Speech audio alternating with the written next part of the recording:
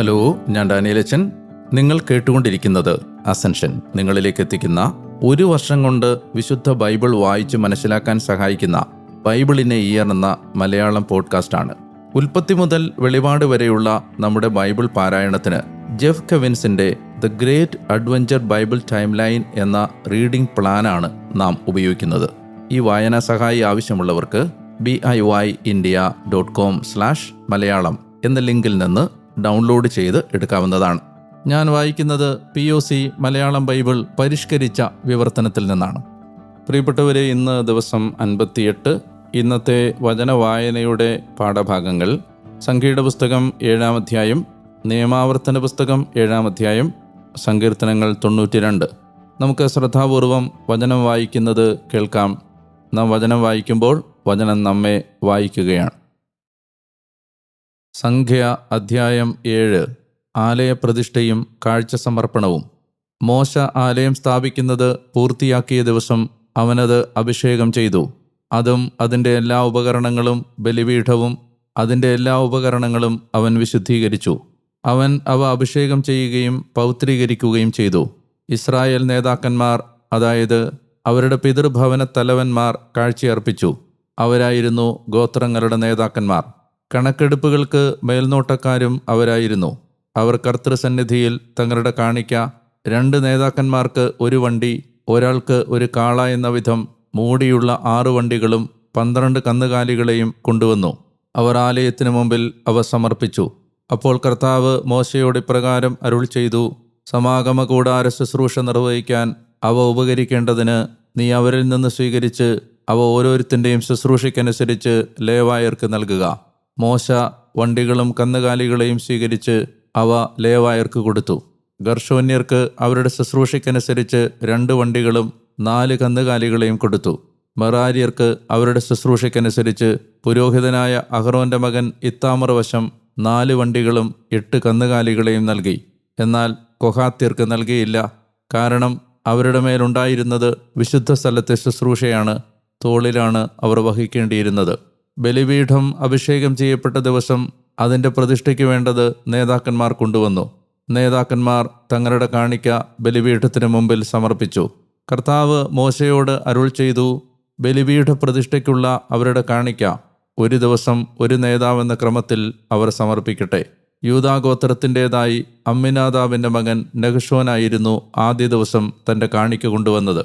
അവൻ്റെ കാണിക്ക വിശുദ്ധ മന്ദിരത്തിലെ ഷെക്കൽ പ്രകാരം 130 ഷെക്കൽ തൂക്കമുള്ള 1 വെള്ളിത്തളിക, 70 ഷെക്കൽ തൂക്കമുള്ള 1 വെള്ളിക്കിണ്ണം, അവ 2 നിറയെ ധാന്യയാഗത്തിനുള്ള എണ്ണ ചേർത്ത നേരിയ മാവ്, ധൂപനദ്രവ്യം നിറച്ച 10 ഷെക്കൽ സ്വർണത്തിൻ്റെ 1 കലശം, ഹോമയാഗത്തിനുള്ള 1 മൂരിക്കിടാവ്, 1 മുട്ടാട്, 1 വയസ്സുള്ള 1 ആൺ ചെമ്മരിയാട്, പാപമുക്തിയാഗത്തിനുള്ള 1 ആൺകോലാട്, സമാധാന ബലിക്കുള്ള 2 കന്നുകാലികൾ, 5 മുട്ടാടുകൾ, 5 ആൺകോലാടുകൾ, 1 വയസ്സുള്ള 5 ആൺ ചെമ്മരിയാടുകൾ എന്നിവയായിരുന്നു. ഇതാണ് അമ്മിനാദാബിൻ്റെ മകൻ നഹ്ശോന്റെ കാണിക്ക.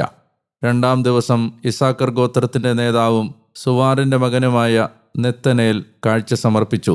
അവൻ കൊണ്ടുവന്ന തൻ്റെ കാണിക്ക വിശുദ്ധ സ്ഥലത്തെ ഷെക്കൽ പ്രകാരം 130 ഷെക്കൽ തൂക്കമുള്ള 1 വെള്ളിത്തളിക, 70 ഷെക്കൽ തൂക്കമുള്ള 1 വെള്ളിക്കിണ്ണം, അവ 2 നിറയെ ധാന്യയാഗത്തിനുള്ള എണ്ണ ചേർത്ത നേരിയ മാവ്, ധൂപനദ്രവ്യം നിറച്ച 10 ഷെക്കൽ സ്വർണത്തിൻ്റെ 1 കലശം, ഹോമയാഗത്തിനുള്ള 1 മൂരിക്കിടാവ്, 1 മുട്ടാട്, 1 വയസ്സുള്ള 1 ആൺ ചെമ്മരിയാട്, പാപമുക്തിയാഗത്തിനുള്ള 1 ആൺകോലാട്, സമാധാന ബലിക്കുള്ള 2 കന്നുകാലികൾ, 5 മുട്ടാടുകൾ, 5 ആൺകോലാടുകൾ, 1 വയസ്സുള്ള 5 ആൺ ചെമ്മരിയാടുകൾ എന്നിവയായിരുന്നു. ഇതാണ് സുവാറിൻ്റെ മകൻ നെത്തനേലിൻ്റെ കാണിക്ക. 3-ാം ദിവസം സെബലൂന്യരുടെ നേതാവായ ബേലോന്റെ പുത്രൻ ഏലിയാബാണ് കാഴ്ച സമർപ്പിച്ചത്. അവൻ്റെ കാണിക്ക വിശുദ്ധ സ്ഥലത്തെ ഷെക്കൽ പ്രകാരം 130 ഷെക്കൽ തൂക്കമുള്ള 1 വെള്ളിത്തളിക, 70 ഷെക്കൽ തൂക്കമുള്ള 1 വെള്ളിക്കിണ്ണം, അവ 2 നിറയെ ധാന്യയാഗത്തിനുള്ള എണ്ണ ചേർത്ത നേർത്ത മാവ്, ധൂപനദ്രവ്യം നിറച്ച 10 ഷെക്കൽ സ്വർണത്തിൻ്റെ 1 കലശം, ഹോമയാഗത്തിനുള്ള 1 മൂരിക്കിടാവ്, 1 മുട്ടാട്, 1 വയസ്സുള്ള 1 ആൺ ചെമ്മരിയാട്, പാപമുക്തിയാഗത്തിനുള്ള 1 ആൺകോലാട്, സമാധാന ബലിക്കുള്ള 2 കന്നുകാലികൾ, 5 മുട്ടാടുകൾ, 5 ആൺകോലാടുകൾ, 1 വയസ്സുള്ള 5 ആൺ ചെമ്മരിയാടുകൾ എന്നിവയായിരുന്നു. ഇതാണ് ഹേലോന്റെ പുത്രൻ ഏലിയാവിന്റെ കാണിക്ക. 4-ാം ദിവസം റൂബന്യരുടെ നേതാവായ ഷേദയൂറിന്റെ മകൻ എലീസൂറാണ് കാഴ്ച സമർപ്പിച്ചത്. അവന്റെ കാണിക്ക വിശുദ്ധ സ്ഥലത്തെ ഷെക്കൽ പ്രകാരം 130 ഷെക്കൽ തൂക്കമുള്ള ഒരു വെള്ളിത്തളിക, 70 ഷെക്കൽ തൂക്കമുള്ള ഒരു വെള്ളിക്കിണ്ണം, അവ രണ്ടും നിറയെ ധാന്യയാഗത്തിനുള്ള എണ്ണ ചേർത്ത നേരിയ മാവ്, ധൂപനദ്രവ്യം നിറച്ച 10 ഷെക്കൽ സ്വർണത്തിന്റെ ഒരു കലശം, ഹോമയാഗത്തിനുള്ള ഒരു മൂരിക്കിടാവ്, ഒരു മുട്ടാട്, 1 വയസ്സുള്ള ഒരാൺ ചെമ്മരിയാട്, പാപമുക്തിയാഗത്തിനുള്ള ഒരാൺകോലാട്, സമാധാന ബലിക്കുള്ള 2 കന്നുകാലികൾ, 5 മുട്ടാടുകൾ, 5 ആൺകോലാടുകൾ, 1 വയസ്സുള്ള 5 ആൺചെമ്മരിയാടുകൾ എന്നിവയായിരുന്നു. ഇതാണ് ഷെദയൂറിന്റെ മകൻ എലിസൂറിന്റെ കാണിക്ക. 5-ാം ദിവസം ശെമയോന്യരുടെ നേതാവായ സുരിഷദ്ദായിയുടെ മകൻ ശെലൂമിയേലാണ് കാഴ്ച സമർപ്പിച്ചത്.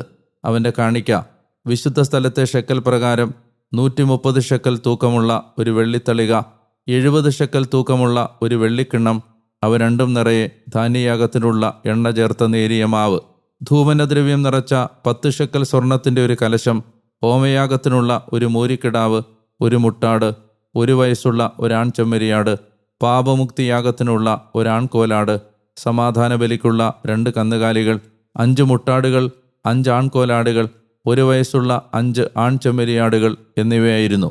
ഇതാണ് സുറിഷദ്ദായിയുടെ മകൻ ശെലൂമിയേലിന്റെ കാണിക്ക. 6-ാം ദിവസം ഗാദ്യരുടെ നേതാവായ റെവുവേലിന്റെ മകൻ ഏലിയാസാഫാണ് കാഴ്ച സമർപ്പിച്ചത്. അവന്റെ കാണിക്ക വിശുദ്ധ സ്ഥലത്തെ ഷെക്കൽ പ്രകാരം 130 ഷെക്കൽ തൂക്കമുള്ള ഒരു വെള്ളിത്തളിക, 70 ഷെക്കൽ തൂക്കമുള്ള ഒരു വെള്ളിക്കിണ്ണം, അവ രണ്ടും നിറയെ ധാന്യയാഗത്തിനുള്ള എണ്ണ ചേർത്ത നേരിയ മാവ്, ധൂപനദ്രവ്യം നിറച്ച 10 ഷെക്കൽ സ്വർണത്തിന്റെ ഒരു കലശം, ഹോമയാഗത്തിനുള്ള ഒരു മൂരിക്കിടാവ്, ഒരു മുട്ടാട്, 1 വയസ്സുള്ള ഒരാൺ ചെമ്മരിയാട്, പാപമുക്തിയാഗത്തിനുള്ള ഒരാൺകോലാട്, സമാധാന ബലിക്കുള്ള 2 കന്നുകാലികൾ, 5 മുട്ടാടുകൾ, 5 ആൺകോലാടുകൾ, 1 വയസ്സുള്ള 5 ആൺചെമ്മരിയാടുകൾ എന്നിവയായിരുന്നു. ഇതാണ് റെവുവേലിന്റെ മകൻ ഏലിയാസാഫിന്റെ കാണിക്ക. 7-ാം ദിവസം എഫ്രായിമ്യരുടെ നേതാവായ അമ്മിഹൂദിന്റെ മകൻ എലിഷാമ ആണ് കാഴ്ച സമർപ്പിച്ചത്. അവന്റെ കാണിക്ക വിശുദ്ധ സ്ഥലത്തെ ഷെക്കൽ പ്രകാരം 130 ഷെക്കൽ തൂക്കമുള്ള ഒരു വെള്ളിത്തളിക, 70 ഷെക്കൽ തൂക്കമുള്ള ഒരു വെള്ളിക്കിണ്ണം, അവ രണ്ടും നിറയെ ധാന്യയാഗത്തിനുള്ള എണ്ണ ചേർത്ത നേരിയ മാവ്, ധൂപനദ്രവ്യം നിറച്ച 10 ഷെക്കൽ സ്വർണത്തിന്റെ ഒരു കലശം, ഹോമയാഗത്തിനുള്ള ഒരു മൂരിക്കിടാവ്, ഒരു മുട്ടാട്, 1 വയസ്സുള്ള ഒരാൺ ചെമ്മരിയാട്, പാപമുക്തിയാഗത്തിനുള്ള ഒരാൺകോലാട്, സമാധാന ബലിക്കുള്ള 2 കന്നുകാലികൾ, 5 മുട്ടാടുകൾ, 5 ആൺകോലാടുകൾ, 1 വയസ്സുള്ള 5 ആൺചെമ്മരിയാടുകൾ എന്നിവയായിരുന്നു. ഇതാണ് അമ്മിഹൂദന്റെ പുത്രൻ എലിഷാമായുടെ കാണിക്ക. 8-ാം ദിവസം മനാസ്യരുടെ നേതാവായ പെദാഹ്സൂറിന്റെ മകൻ ഗമാലിയേലാണ് കാഴ്ച സമർപ്പിച്ചത്. അവന്റെ കാണിക്ക വിശുദ്ധ സ്ഥലത്തെ ഷെക്കൽ പ്രകാരം 130 ഷെക്കൽ തൂക്കമുള്ള ഒരു വെള്ളിത്തളിക, 70 ഷെക്കൽ തൂക്കമുള്ള ഒരു വെള്ളിക്കിണ്ണം, അവ രണ്ടും നിറയെ ധാന്യയാഗത്തിനുള്ള എണ്ണ ചേർത്ത നേരിയ മാവ്, ധൂപനദ്രവ്യം നിറച്ച 10 ഷെക്കൽ സ്വർണത്തിന്റെ ഒരു കലശം, ഹോമയാഗത്തിനുള്ള ഒരു മൂരിക്കിടാവ്, ഒരു മുട്ടാട്, 1 വയസ്സുള്ള ഒരാൺ ചെമ്മരിയാട്, പാപമുക്തിയാഗത്തിനുള്ള ഒരാൺകോലാട്, സമാധാന ബലിക്കുള്ള 2 കന്നുകാലികൾ, 5 മുട്ടാടുകൾ, 5 ആൺകോലാടുകൾ, 1 വയസ്സുള്ള 5 ആൺചെമ്മരിയാടുകൾ എന്നിവയായിരുന്നു. ഇതാണ് പെദാഹ്സൂറിന്റെ മകൻ ഗമാലിയേലിന്റെ കാണിക്ക. 9-ാം ദിവസം ബെഞ്ചമിന്യരുടെ നേതാവായ ഗിദയോനിയുടെ മകൻ അബിദാനാണ് കാഴ്ച സമർപ്പിച്ചത്.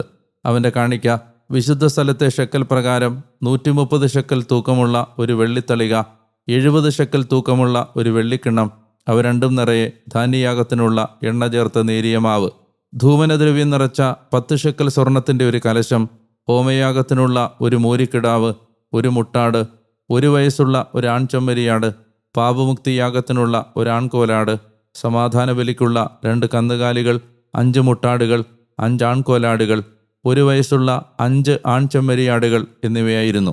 ഇതാണ് ഗിദയോനിയുടെ പുത്രൻ അബിദാന്റെ കാണിക്ക. 10-ാം ദിവസം ദാന്യരുടെ നേതാവായ അമ്മിഷദായിയുടെ മകൻ അഹിയേസറാണ് കാഴ്ച സമർപ്പിച്ചത്. അവന്റെ കാണിക്ക വിശുദ്ധ സ്ഥലത്തെ ഷെക്കൽ പ്രകാരം 130 ഷെക്കൽ തൂക്കമുള്ള ഒരു വെള്ളിത്തളിക, 70 ഷെക്കൽ തൂക്കമുള്ള ഒരു വെള്ളിക്കിണ്ണം, അവ രണ്ടും നിറയെ ധാന്യയാഗത്തിനുള്ള എണ്ണ ചേർത്ത നേരിയ മാവ്, ധൂപനദ്രവ്യം നിറച്ച 10 ഷെക്കൽ സ്വർണത്തിന്റെ ഒരു കലശം, ഹോമയാഗത്തിനുള്ള ഒരു മൂരിക്കിടാവ്, ഒരു മുട്ടാട്, 1 വയസ്സുള്ള ഒരാൺ ചെമ്മരിയാട്, പാപമുക്തിയാഗത്തിനുള്ള ഒരാൺകോലാട്, സമാധാന ബലിക്കുള്ള 2 കന്നുകാലികൾ, 5 മുട്ടാടുകൾ, 5 ആൺകോലാടുകൾ, 1 വയസ്സുള്ള 5 ആൺചെമ്മരിയാടുകൾ എന്നിവയായിരുന്നു. ഇതാണ് അമ്മിഷദായിയുടെ മകൻ അഹിയേസറിൻ്റെ കാണിക്ക. 11-ാം ദിവസം ആഷേറിയരുടെ നേതാവായ ഒക്രാന്റെ മകൻ പഗീയേലാണ് കാഴ്ച സമർപ്പിച്ചത്. അവൻ്റെ കാണിക്ക വിശുദ്ധ സ്ഥലത്തെ ഷെക്കൽ പ്രകാരം 130 ഷെക്കൽ തൂക്കമുള്ള ഒരു വെള്ളിത്തളിക, 70 ഷെക്കൽ തൂക്കമുള്ള ഒരു വെള്ളിക്കിണ്ണം, അവ രണ്ടും നിറയെ ധാന്യയാഗത്തിനുള്ള എണ്ണ ചേർത്ത നേരിയ മാവ്, ധൂപനദ്രവ്യം നിറച്ച 10 ഷെക്കൽ സ്വർണത്തിൻ്റെ ഒരു കലശം, ഹോമയാഗത്തിനുള്ള ഒരു മൂരിക്കിടാവ്, ഒരു മുട്ടാട്, 1 വയസ്സുള്ള ഒരാൺചെമ്മരിയാട്, പാപമുക്തിയാഗത്തിനുള്ള ഒരാൺകോലാട്, സമാധാന ബലിക്കുള്ള 2 കന്നുകാലികൾ, 5 മുട്ടാടുകൾ, 5 ആൺകോലാടുകൾ, 1 വയസ്സുള്ള 5 ആൺചെമ്മരിയാടുകൾ എന്നിവയായിരുന്നു. ഇതാണ് ഒക്രാന്റെ മകൻ പഗീയേലിൻ്റെ നൈവേദ്യം. 12-ാം ദിവസം നഫ്താല്യരുടെ നേതാവായ ഏനാന്റെ മകൻ അഹീറയാണ് കാഴ്ച സമർപ്പിച്ചത്. അവൻ്റെ കാണിക്ക വിശുദ്ധ സ്ഥലത്തെ ഷെക്കൽ പ്രകാരം 130 ഷെക്കൽ തൂക്കമുള്ള ഒരു വെള്ളിത്തളിക, 70 ഷെക്കൽ തൂക്കമുള്ള ഒരു വെള്ളിക്കിണ്ണം, അവ രണ്ടും നിറയെ ധാന്യയാഗത്തിനുള്ള എണ്ണ ചേർത്ത നേരിയ മാവ്, ധൂപനദ്രവ്യം നിറച്ച 10 ഷെക്കൽ സ്വർണത്തിൻ്റെ ഒരു കലശം, ഹോമയാഗത്തിനുള്ള ഒരു മൂരിക്കിടാവ്, ഒരു മുട്ടാട്, 1 വയസ്സുള്ള ഒരാൺചെമ്മരിയാട്, പാപമുക്തിയാഗത്തിനുള്ള ഒരാൺകോലാട്, സമാധാന ബലിക്കുള്ള 2 കന്നുകാലികൾ, 5 മുട്ടാടുകൾ, 5 ആൺകോലാടുകൾ, 1 വയസ്സുള്ള 5 ആൺചെമ്മരിയാടുകൾ എന്നിവയായിരുന്നു. ഇതാണ് ഏനാന്റെ മകൻ അഹീറായുടെ കാണിക്ക. ബലിപീഠം അഭിഷേകം ചെയ്യപ്പെട്ട ദിവസം ഇസ്രായേൽ നേതാക്കന്മാരിൽ നിന്ന് അതിനുള്ള പ്രതിഷ്ഠാ വഴിപാട് ഇതായിരുന്നു: 12 വെള്ളിത്തളികകൾ, 12 വെള്ളിക്കിണ്ണങ്ങൾ, 12 സ്വർണ്ണകലശങ്ങൾ, 1 തളിക 130 വെള്ളി, 1 കിണ്ണം 70. വിശുദ്ധ സ്ഥലത്തെ ഷെക്കൽ പ്രകാരം പാത്രങ്ങളുടെ ആകെ വെള്ളിത്തൂക്കം 2400. ധൂപനദ്രവ്യം നിറച്ച 12 സ്വർണ്ണകലശങ്ങൾ. വിശുദ്ധ സ്ഥലത്തെ ഷെക്കൽ പ്രകാരം കലശത്തിന് 10 വീതം. കലശങ്ങൾക്കുള്ള ആകെ സ്വർണ്ണത്തൂക്കം 120 ഷെക്കൽ. ഹോമയാഗത്തിനുള്ള ആകെ കന്നുകാലികൾ, മൂരിക്കിടാവുകൾ 12, മുട്ടാടുകൾ 12, 1 വയസ്സുള്ള ആൺചെമ്മരിയാടുകൾ 12, ഒപ്പം അവയുടെ ധാന്യയാഗവും. പാപമുക്തിയാഗത്തിനുള്ള ആൺകോലാടുകൾ 12. സമാധാന ബലിക്കുള്ള ആകെ കന്നുകാലികൾ, മൂരികൾ 24, മുട്ടാടുകൾ 60, ആൺകോലാടുകൾ 60, 1 വയസ്സുള്ള ആൺചെമ്മരിയാടുകൾ 60. ബലിപീഠം അഭിഷേകം ചെയ്ത ശേഷം ഇതായിരുന്നു അതിൻ്റെ പ്രതിഷ്ഠാപന വഴിപാട്. അവിടുന്നുമായി സംസാരിക്കാൻ മോശ സമാഗമ കൂടാരത്തിൽ പ്രവേശിക്കുമ്പോൾ സാക്ഷ്യപേടകത്തിന് മുകളിലെ കൃപാസനത്തിന് മേൽ നിന്ന് 2 കെരൂബുകൾക്കിടയിൽ നിന്ന് ഒരു സ്വരം തന്നോട് സംസാരിക്കുന്നത് അവൻ കേൾക്കുമായിരുന്നു. അങ്ങനെ അവിടുന്ന് അവനോട് സംസാരിച്ചിരുന്നു. നിയമാവർത്തനം അധ്യായം 7. ഇസ്രായേലും 7 ജനതകളും. നീ ചെന്ന് കൈവശമാക്കാൻ പോകുന്ന ദേശത്തേക്ക് നിന്റെ ദൈവമായ കർത്താവ് നിന്നെ കൊണ്ടുപോകുന്നത് കൊണ്ട് നിന്റെ മുമ്പിൽ നിന്ന് അനേകം ജനതകളെ, നിന്നെക്കാൾ ഏറിയതും ശക്തവുമായ ഹിത്യർ, ഗിർഗാഷ്യർ, അമോര്യർ, കാനാന്യർ, പെരീസ്യർ, ഹിവ്യർ, ജബൂസ്യർ എന്നീ 7 ജനതകളെ അവിടുന്ന് നിഷ്കാസനം ചെയ്യും. നിന്റെ ദൈവമായ കർത്താവ് അവരെ നിന്റെ മുമ്പിൽ ഏൽപ്പിക്കുമ്പോൾ നീ അവരെ പ്രഹരിച്ച് ഉന്മൂലനാചാര വിധേയമാക്കണം. അവരുമായി നീ ഉടമ്പടി ഉണ്ടാക്കരുത്, അവരോട് ദയ കാണിക്കുകയുമരുത്. നീ അവരുമായി വിവാഹബന്ധത്തിലേർപ്പെടരുത്. നിന്റെ പുത്രിയെ നീ അവൻ്റെ പുത്രന് കൊടുക്കരുത്, അവൻ്റെ പുത്രിയെ നിന്റെ പുത്രന് വേണ്ടി സ്വീകരിക്കുകയുമരുത്. എന്തെന്നാൽ അവൻ നിന്റെ പുത്രനെ എൻ്റെ പിന്നിൽ നിന്നകറ്റുകയും അവർ മറ്റ് ദേവന്മാരെ സേവിക്കുകയും ചെയ്യും. അപ്പോൾ കർത്താവിൻ്റെ കോപം നിങ്ങൾക്കെതിരെ ജ്വലിക്കുകയും അത് നിന്നെ നൊടിയിടയിൽ ഇല്ലായ്മ ചെയ്യുകയും ചെയ്യും. പ്രത്യുത ഇപ്രകാരമാണ് നിങ്ങൾ അവരോട് ചെയ്യേണ്ടത്: നിങ്ങൾ അവരുടെ ബലിപീഠങ്ങൾ മറിച്ചിടണം, സ്തംഭങ്ങൾ തകർക്കണം, അഷേരാകൾ വെട്ടിവീഴ്ത്തണം, വിഗ്രഹങ്ങൾ തീയിൽ ചുട്ടരിക്കണം. എന്തെന്നാൽ നിന്റെ ദൈവമായ കർത്താവിന് നീ ഒരു വിശുദ്ധ ജനമാണ്. ഭൂമുഖത്തുള്ള എല്ലാ ജനതകളെക്കാളും തനിക്ക് ശ്രേഷ്ഠജനമാകേണ്ടതിന് നിന്റെ ദൈവമായ കർത്താവ് നിന്നെ തിരഞ്ഞെടുത്തിരിക്കുന്നു. കർത്താവ് നിങ്ങളെ ഇഷ്ടപ്പെട്ടതും തിരഞ്ഞെടുത്തതും എല്ലാ ജനങ്ങളെക്കാളും നിങ്ങൾ സംഖ്യാതീതരായിരുന്നത് കൊണ്ടല്ല, നിങ്ങൾ മറ്റെല്ലാ ജനങ്ങളിലും വെച്ച് തീർത്തും കുറവായിരുന്നല്ലോ. തീർച്ചയായും കർത്താവ് നിങ്ങളെ സ്നേഹിച്ചതുകൊണ്ടും നിങ്ങളുടെ പിതാക്കന്മാരോട് ചെയ്ത ശപഥം പാലിച്ചതുകൊണ്ടുമാണ് ശക്തമായ കരത്താൽ കർത്താവ് നിങ്ങളെ പുറത്തു കൊണ്ടുവന്നതും ഈജിപ്ത് രാജാവായ ഫറവോയുടെ കയ്യിൽ നിന്ന് അടിമകളുടെ ഭവനത്തിൽ നിന്ന് വിമോചനം ചെയ്തതും. അതിനാൽ ഇത് നീ അറിയണം: നിന്റെ ദൈവമായ കർത്താവ് തന്നെയാണ് ദൈവം. തന്നെ സ്നേഹിക്കുന്നവരോടും തൻ്റെ കൽപ്പനകൾ പാലിക്കുന്നവരോടും 1000 തലമുറകളോളം ഉടമ്പടിയും കരുണയും കാത്തുപാലിക്കുന്ന വിശ്വസ്തനായ ദൈവം. തന്നെ വെറുക്കുന്നവരെ നേരിട്ട് നശിപ്പിച്ചുകൊണ്ട് പ്രതികാരം ചെയ്യുന്നവൻ. തന്നെ വെറുക്കുന്നവനോട് നേരിട്ട് പ്രതികാരം ചെയ്യാൻ അവിടുന്ന് വൈകുകയില്ല. ആകയാൽ നീ അനുവർത്തിക്കാനായി ഞാൻ ഇന്ന് നിന്നെ അനുശാസിക്കുന്ന കൽപ്പനയും ചട്ടങ്ങളും ന്യായപ്രമാണങ്ങളും നീ പാലിക്കണം. നിങ്ങൾ ഈ ന്യായപ്രമാണങ്ങൾ കേൾക്കുകയും അവ കാത്തനുവർത്തിക്കുകയും ചെയ്യുന്നതുകൊണ്ട് നിന്റെ ദൈവമായ കർത്താവ് നിന്റെ പിതാക്കന്മാരോട് ശപഥം ചെയ്ത ഉടമ്പടിയും കരുണയും നിന്നോടും പാലിക്കും. അവിടുന്ന് നിന്നെ സ്നേഹിക്കുകയും അനുഗ്രഹിക്കുകയും വർദ്ധിപ്പിക്കുകയും ചെയ്യും. നിനക്ക് തരാനായി അവിടുന്ന് നിന്റെ പിതാക്കന്മാരോട് ശപഥം ചെയ്തിട്ടുള്ള ഭൂമിയിൽ നിന്റെ ഉദരഫലത്തെയും ഭൂഫലത്തെയും ധാന്യം, വീഞ്ഞ്, എണ്ണ എന്നിവയെയും കന്നുകാലി പ്രജനനത്തെയും അജഗർഭങ്ങളെയും അവിടുന്ന് ആശീർവദിക്കും. നീ എല്ലാ ജനങ്ങളെയും കാൾ അനുഗ്രഹീതനായിരിക്കും. നിന്നിലോ നിന്റെ മൃഗഗണത്തിലോ ഷണ്ഡനോ വന്ധ്യയോ ഉണ്ടായിരിക്കുകയില്ല. കർത്താവ് നിന്നിൽ നിന്ന് ഏത് രോഗവും അകറ്റും. നീ അറിഞ്ഞിട്ടുള്ള ഈജിപ്തിൻ്റെ ദുർവ്യാധികളൊന്നും അവിടുന്ന് നിനക്ക് വരുത്തുകയില്ല. എന്നാൽ നിന്നെ വെറുക്കുന്നവർക്കെല്ലാം അവ നൽകും. നിന്റെ ദൈവമായ കർത്താവ് നിനക്ക് ഏൽപ്പിച്ചു തരുന്ന ജനങ്ങളെയെല്ലാം നീ സംഹരിക്കണം. അവരുടെ മേൽ നിന്റെ ദയാകടാക്ഷം ഉണ്ടാകരുത്. അവരുടെ ദേവന്മാരെ നീ സേവിക്കരുത്, എന്തെന്നാൽ അത് നിനക്ക് കെണിയാകും. ഈ ജനതകൾ എന്നെക്കാൾ വലുതാണ്. അവരെ എങ്ങനെ എനിക്ക് നിഷ്കാസനം ചെയ്യാനാകുമെന്ന് നീ ഹൃദയത്തിൽ ചോദിക്കുന്നുവെന്നിരിക്കട്ടെ. നീ അവരെ ഭയപ്പെടേണ്ടതില്ല. നിന്റെ ദൈവമായ കർത്താവ് ഫറവോയോടും എല്ലാ ഈജിപ്തുകാരോടും ചെയ്തത് ഒന്നോർത്തു നോക്കൂ.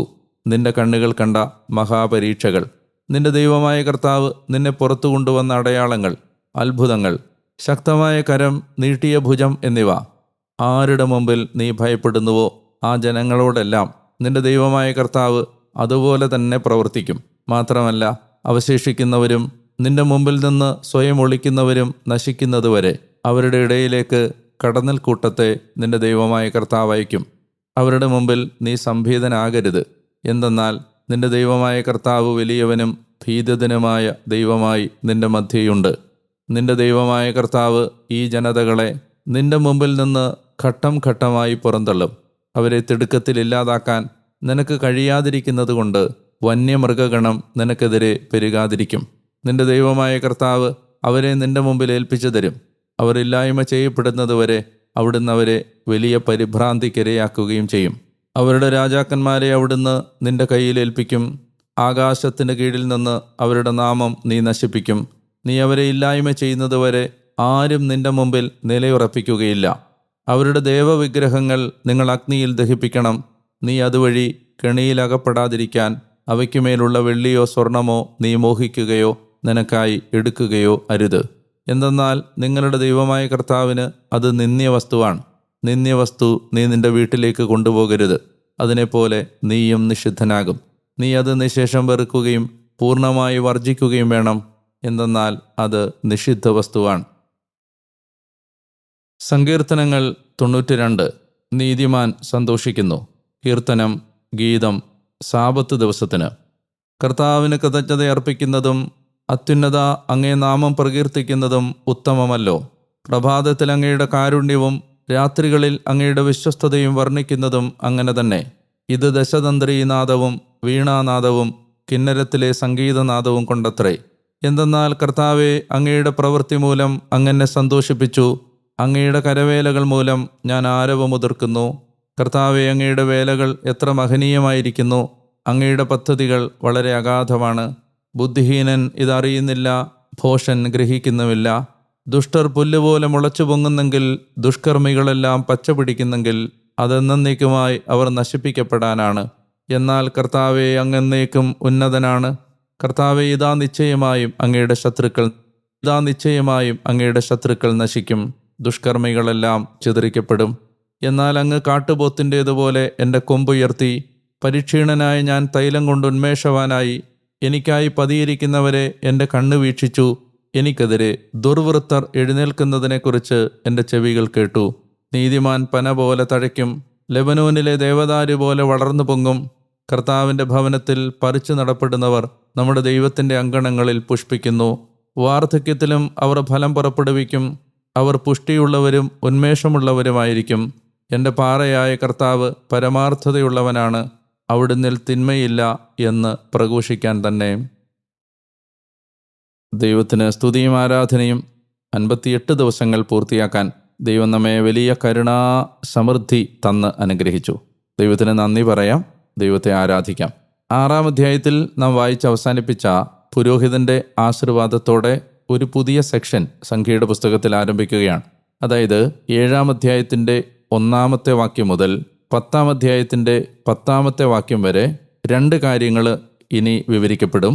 ഒന്നാമത്തേത് ലേവി ഗോത്രത്തിൻ്റെ പുരോഹിത പ്രതിഷ്ഠാകർമ്മം.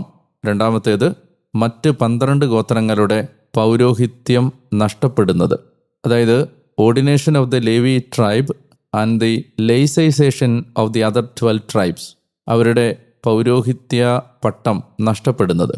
സംഖ്യയുടെ പുസ്തകം 7-ാം അധ്യായത്തിൽ മറ്റ് 12 ഗോത്രങ്ങൾ സമാഗമ കൂടാരത്തിലേക്ക് വന്ന് ദൈവത്തിരുമുമ്പാകെ അവർ പൗരോഹിത്യ ശുശ്രൂഷയ്ക്ക് ഉപയോഗിച്ചിരുന്ന വസ്തുക്കളെല്ലാം, ഉദാഹരണത്തിന് പാത്രങ്ങൾ, എണ്ണ, മാവ്, ബലിക്കുള്ള മൃഗങ്ങൾ, ഇവയെല്ലാം ആരാധനയുടെ ഉപയോഗത്തിനായി ലേവ്യരെ മടക്കി ഏൽപ്പിക്കുകയാണ്. ഇങ്ങനെ പൗരോഹിത്യ സംബന്ധമായ വസ്തുക്കളെല്ലാം തിരികെ കൊടുക്കുന്നത് മറ്റ് 12 ഗോത്രങ്ങളുടെ പൗരോഹിത്യം നഷ്ടമാകുന്നതിൻ്റെ സൂചനയാണ്. ഒരിക്കൽ കൂടി നമ്മളൊന്ന് ഓർക്കേണ്ടതുണ്ട്, ഇതുവരെയും പൗരോഹിത്യം 12 ഗോത്രങ്ങൾക്കും ഒരുപോലെ ബാധകമായിരുന്നു. എന്നാൽ കാളക്കുട്ടിയെ ആരാധിച്ചതിന് ശേഷം ലേവ്യർ മാത്രം ദൈവപക്ഷത്തേക്ക് മാറി നിൽക്കുമ്പോൾ മുതൽ പൗരോഹിത്യം ലേവ്യർക്കായി മാത്രം റിസർവ് ചെയ്യപ്പെടുന്നു. ഇതുവരെ ഉണ്ടായിരുന്ന പൗരോഹിത്യം, മറന്നുപോകരുത്, ലേവ്യർ പുരോഹിതരായി മാറ്റി നിർത്തപ്പെടുന്നതുവരെ ഉണ്ടായിരുന്ന പൗരോഹിത്യം അപ്പനിൽ നിന്ന് ആദ്യജാതനിലേക്ക് കൈമാറ്റം ചെയ്യപ്പെട്ടിരുന്ന കുടുംബത്തിലെ പൗരോഹിത്യക്രമമായിരുന്നു. എന്നാൽ അത് ഇവിടെ മുതൽ ഇല്ലാതാവുകയാണ്. വളരെ പ്രധാനപ്പെട്ട ചരിത്രപരമായ ഷിഫ്റ്റാണ് ഇവിടെ മുതൽ സംഭവിക്കുന്നത്. അപ്പോൾ ഈ പൗരോഹിത്യ സംബന്ധമായ വസ്തുക്കളെല്ലാം ബാക്കി 12 ഗോത്രങ്ങൾ ലേവി ഗോത്രത്തിന് തിരികെ ഏൽപ്പിക്കുന്നതോടുകൂടി ഇമ്മീഡിയറ്റായി ഫോളോ ചെയ്യുന്ന ഭാഗങ്ങളെന്ന് പറയുന്നത് ലേവി ഗോത്രത്തിൻ്റെ പുരോഹിത സമർപ്പണവും അവരുടെ പ്രതിഷ്ഠാകർമ്മവുമാണ്. ഈ ഗോത്രങ്ങൾ തങ്ങളുടെ സമർപ്പണം നടത്തുന്ന വായനയിൽ വളരെ പ്രധാനപ്പെട്ടൊരു കാര്യം ശ്രദ്ധിക്കാനുണ്ട്. ദൈവത്തിന് ഓരോ ഗോത്രവും സമർപ്പിച്ചതിൻ്റെ ഒരു ചെറിയ വിശദാംശം പോലും നഷ്ടപ്പെടാതെ കൃത്യമായി എല്ലാം ബൈബിളിൽ രേഖപ്പെടുത്തി വച്ചിരിക്കുകയാണ്. എന്താണ് അതിൻ്റെ അർത്ഥം? ദൈവത്തിന് ഒരാൾ നൽകുന്നതെല്ലാം ദൈവഹൃദയത്തിൽ നിന്ന് മാഞ്ഞു പോവുകയില്ല. മനുഷ്യൻ ഒരുപക്ഷെ മറന്നേക്കാം, ദൈവം മറക്കുകയില്ല. ദൈവസ്നേഹത്തെ പ്രതി ചെലവഴിച്ച ഉറക്കമൊഴിഞ്ഞ രാവുകളും അധ്വാനത്തിൻ്റെ പകലുകളും സഹനവും കണ്ണീരും വിയർപ്പും വേദനയുമെല്ലാം ജീവൻ്റെ ഗ്രന്ഥത്തിൽ മായാതെ കിടപ്പുണ്ട് എന്ന ഒരു ഓർമ്മ ഒരുപക്ഷെ നമ്മളെ കുറെ കൂടി കർത്തവ്യനിരതരാകാൻ സഹായിച്ചേക്കും. നിന്റെ അലച്ചിലുകൾ ഞാൻ എണ്ണിയിട്ടുണ്ടെന്നും കണ്ണീർ കണങ്ങൾ കുപ്പിയിൽ ശേഖരിച്ചിട്ടുണ്ട് എന്നുമുള്ള സങ്കീർത്തനം കൂടി ഇതിനോട് ചേർത്ത് വായിക്കാവുന്നതാണ്. ഇനി നിയമാവർത്തന പുസ്തകത്തിലേക്ക് വരുമ്പോൾ കാനാൻ ദേശത്തെ 7 ജനതകളെയും സമൂലമായി നശിപ്പിക്കണം, അപ്പാടെ നശിപ്പിക്കണം എന്ന വായന നടത്തിയപ്പോൾ ഒരുപക്ഷെ നിങ്ങളുടെ ഹൃദയത്തിൽ സംശയം വന്നിട്ടുണ്ടാകാം. എന്തിനാണ് ഇങ്ങനെ ഒരു ജനതയെ മുഴുവൻ നശിപ്പിക്കാൻ ദൈവം ആവശ്യപ്പെടുന്നത്? ചില ധാർമ്മികമായ കാരണങ്ങൾ അതിൻ്റെ പിന്നിലുണ്ടായിരുന്നു. അബ്രഹാമിനോട് സംസാരിച്ചപ്പോൾ നമ്മൾ കണ്ടതാണ്. ഒരു ഉടമ്പടി അബ്രഹാമിനോട് നിർവഹിക്കുന്ന ഭാഗത്ത് നമ്മൾ വായിച്ചതാണ്, അമോര്യരുടെ ദുഷ്ടത ഇനിയും പൂർത്തിയായിട്ടില്ല.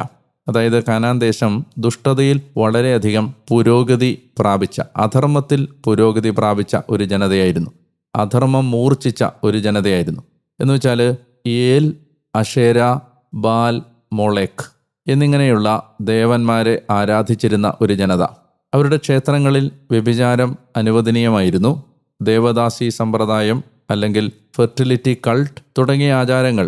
അതുപോലെ തന്നെ അതിനോട് ചേർത്ത് 2 കൈയും നീട്ടിപ്പിടിച്ച ഒരു വിഗ്രഹമായിരുന്നു മൊളേക്കിൻ്റേത്. ആ നീട്ടിയ കരങ്ങളിലേക്ക് കുഞ്ഞിനെ വെച്ചു കൊടുത്തിട്ട് കുട്ടിയുടെ കരച്ചിൽ അപ്പൻ കേൾക്കാതിരിക്കാൻ ഡ്രം, ചെണ്ട അത്യുച്ചത്തിൽ കൊട്ടി ആ നിലവിളികളെ മൂടിവെച്ച വളരെ നിന്ദ്യമായ ശിശുബലിയുടെ ഒരു ആചാരം ഒക്കെ നടന്നിരുന്ന, അതൊക്കെ സാധാരണമായിരുന്ന ഒരു ജനതയായിരുന്നു കാനാൻ ജനത.